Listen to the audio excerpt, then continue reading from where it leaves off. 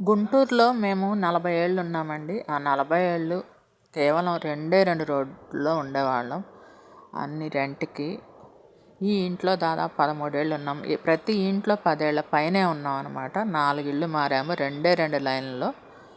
ఎక్కువ బ్రాడీపేటలోనే ఉండేవాళ్ళం. అంతా చుట్టుపక్కలంతా బ్రాహ్మిన్స్, వైశ్యాస్ ఉండేవాళ్ళు అనమాట. అందుకని మాకు కూడా ఆ పద్ధతులే బాగా అలవాటు అనమాట. వాళ్ళని చూసి సేమ్ అలానే మేము కూడా పూజలు కానీ అన్నీ చేసుకునేవాళ్ళం. గుళ్ళకి వెళ్ళటం కానీ అందరం ఫ్రెండ్స్ లాగా ఉండేవాళ్ళం అనమాట. అంతా ఇప్పటికీ వాళ్ళతో మాకు ఇంకా టచ్లో ఉన్నారండి. నన్ను వాళ్ళ అమ్మాయిలాగానే చూసుకునేవాళ్ళు అందరూ. వాళ్ళ ఇంట్లో అమ్మాయిలాగా చూసుకునేవాళ్ళు. ఇప్పుడు అంతా మారిపోయిందండి. కొన్ని ఇళ్ళు పడగొట్టేశారనమాట. కేవలం ఆ 2 లైన్లలోనే 40 ఏళ్ళు మా అమ్మ నాన్న అక్కడే ఉన్నారనమాట. నా పెళ్ళి అయిపోయింది, నా కొడుకు పుట్టాడు, నా పిల్లలు కూడా ఇంజనీరింగ్ చదివేదాకా అక్కడే ఉన్నాం అనమాట. అదే ఏరియాలో.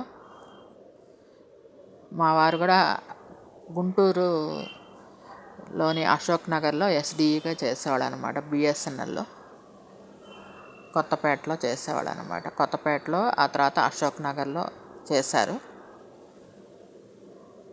సబ్ డివిజనల్ ఇంజనీర్ అండి మా వారు.